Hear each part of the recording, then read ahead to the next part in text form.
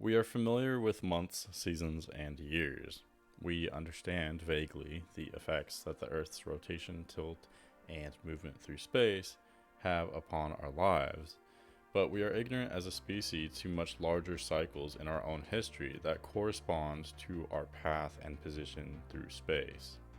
Every 26,000 years approximately, we experience a long cycle, a great year. Much like a year, this great year has seasons. These seasons of sorts can be thought of not only as seasons, but also as dimensions. We experience reality differently throughout this cycle, much like we do throughout one of our Earth years, and indeed, we ourselves actually change and evolve according to our progression through these cycles. Ancient peoples across the world were aware of this great year cycle. Much like we divide a year into months and seasons, our ancestors divided the great year into eras, and the way they made these divisions or eras varied from culture to culture. The Mayans, with their meticulous method of record keeping, split the great year into 5 periods, each of 5,125 years in length. The Vedic peoples of northern India separated the great year into 8 sections. Western astrology divides the great year into 12 eras, each approximately 2,135 years in length. A common thread which links all these cultures and more is that they all pointed to our current moment in history. They knew that this, right now, would be a time of immense transformation as we shift from one world, one era, one way of understanding our reality, and one version of humanity to another. In Western astrology, this age is marked by the sign or constellation in which the sun rises on the first day of spring in the northern hemisphere. This progression or precession is caused by the gradual rotation of the tilt of Earth's axis. Much like a rotating top, the Earth wobbles. This wobble is synonymous with the precessional cycle, the precession of the equinoxes, so they are one and the same. The age or era in which we are leaving is that of the Pisces-Virgo axis.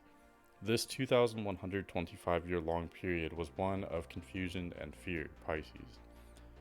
We were ruled over and controlled via belief systems and structures of society that were based on a spiritual premise.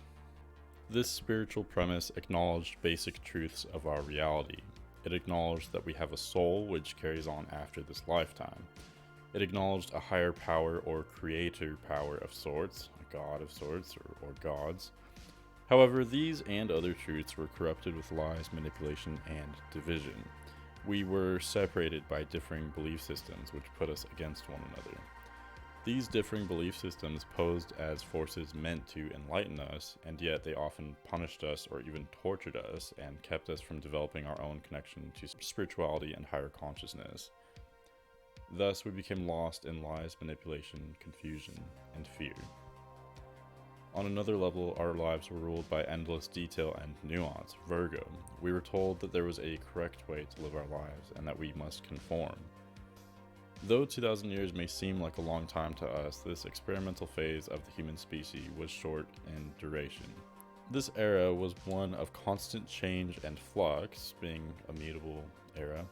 And this change and flux in itself is now transitioning to something much different. A global winter of sorts, Aquarius.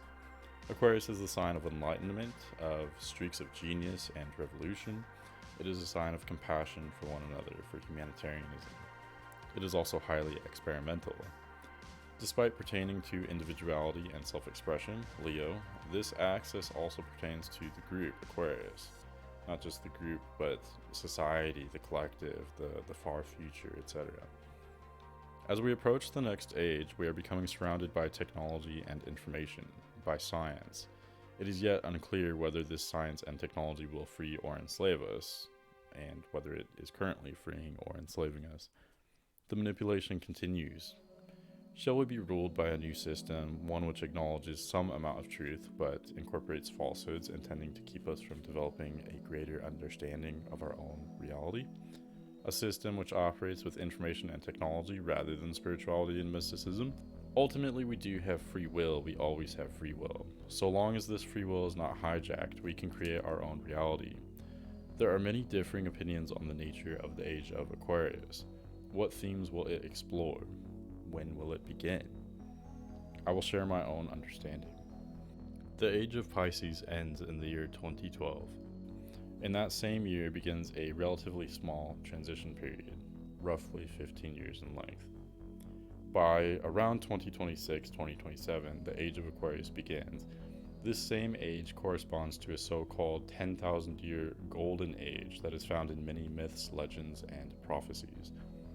But it is also one in which there is a potential for humanity to create its own enslavement that would carry on for millions of years, and we would eventually become cyborgs, lacking our own free will and destiny. There are many forces coming to our aid to uplift us and to encourage the flowering of consciousness, and there are many forces also attempting vainly to stop the flowering of consciousness. Although it currently appears too close to call, much like an action or thriller movie, I believe the good guys do win in the end of our story. Consciousness explores itself. It uses darkness to do so. The darkness pushes the light. It motivates the light to evolve. But in this timeline, as dark as it may be, darkness does not block out the light entirely. Why? Because if it did, the timeline simply would not make sense. There would be no point. The timeline would collapse in on itself, a discarded dimension in its own bubble, shrinking into non-existence. In other words, if consciousness manifests everything, if everything is created by consciousness, why would consciousness create its own demise? And that's the question we have to ask ourselves. If we can create anything we want, if we can wake up from this dream and have a more lucid dream of sorts, do we want to create our own demise, or can we use our imaginations to create something better? That's something that's really so important for going into this next age, this next cycle. This road that we are on will be bumpy, of course it will, it has been, but I am an optimist at heart. I'm an optimist because it makes no sense not to be if we create our own reality. Aquarius is many things. In its simplest sense, it is the 11th sign. It is fixed air. In the Age of Aquarius, we have a chance at enlightenment, at stable, consistent enlightenment at that. We have a chance now to learn how to fit in with the larger collective, not by covering or masking our own uniqueness, but by embracing it, for it is in our uniqueness that our greatest gifts to the world lie. Aquarius is ruled by Saturn, Saturn which challenges us to be better, which says if you don't like something, change it. This is an Aquarian theme as well, and yet it is nothing radical, it is conventional wisdom. With greater self-awareness comes greater responsibility, and awareness is the name of the game. I hope this information helps you and aids your journey in consciousness and the flowering of consciousness.